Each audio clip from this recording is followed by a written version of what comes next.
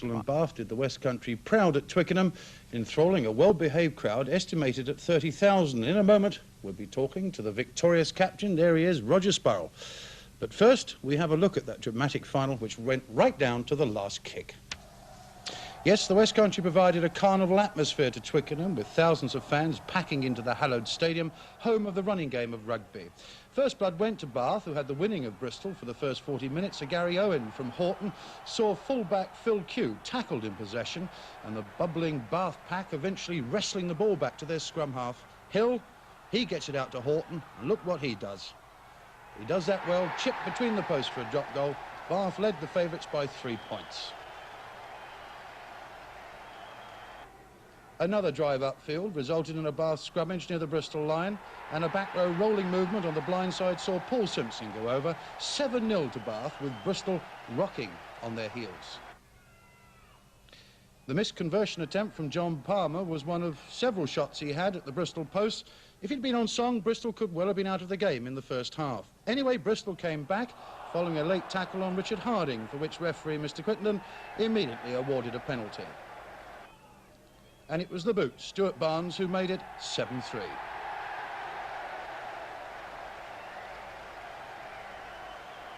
With the first period almost over, a David Trick assault resulted in a penalty being awarded to Bath. And even today, Bristol players are still arguing over why the penalty was awarded. And it's for this move right now involving Mike Rafter. Anyway, awarded it was. Palmer at last got his kicking boots on, and this penalty was to prove to be the match winner. 3 invaluable points for Bath. So the team from Somerset leading by 10 points to 3. And that was the situation as the teams changed end in a hard and physical game. But Bristol started the second period looking like a different team. An early rush upfield found them entrenched near Bath's line. And just look out for scrum half Harding. There he is, diving over for that 4-point try.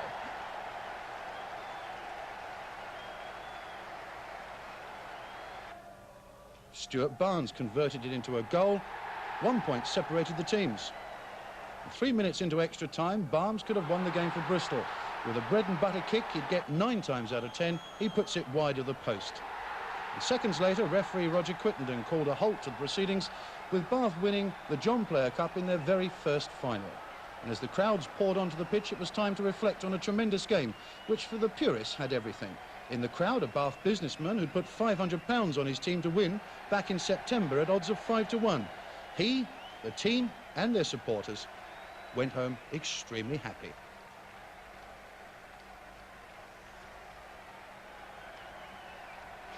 Well, you couldn't wish for a closer game there. Joined in the studio now by the victorious captain, Roger Sparrow of Bath. Roger, you asked me to whisper to you because I know your head is less than happy today. Something like that, yes. We've had a very good weekend indeed. Tell me, did you ever, I know you've been saying all along that Bath were going to win the John Player Cup. Did you, in all honesty, believe it when you walked out onto the pitch? Yes. The only time I had a shadow of doubt was it 4 minutes into injury time? And that last penalty. Apart from that, all the time I knew we were going to win. We've just seen that penalty. What went through your mind as Stuart Barnes came up? I think it was completely blank. It was just, actually I think now is, I'm not going to lift that cup up, you know, before that I was thinking, and I thought, I'm not going to lift it up. And then I just watched the touch judges, the flag stayed down, and yeah.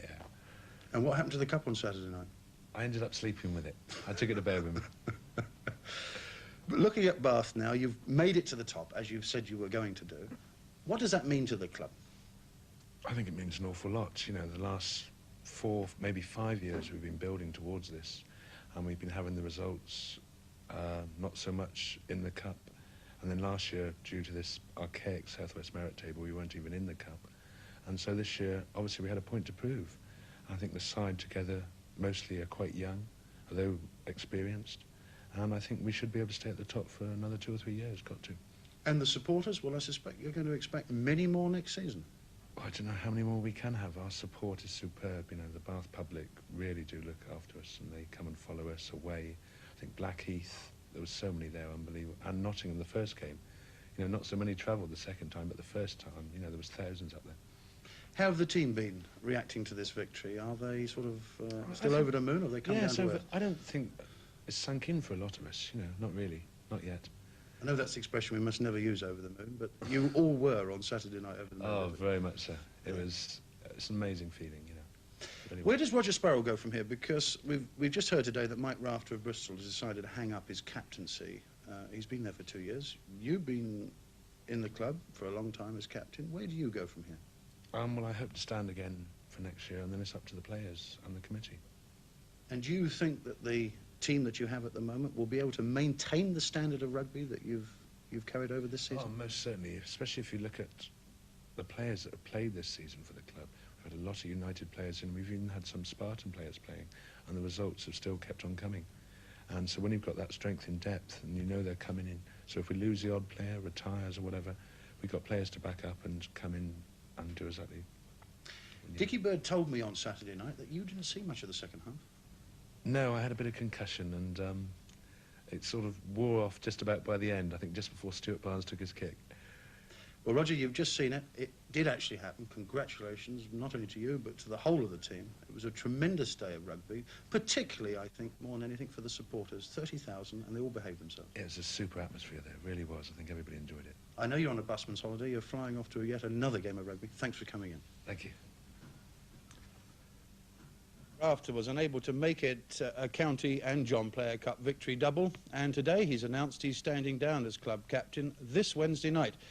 And he was the first to congratulate Bath today, telling me the best side had won. I think so.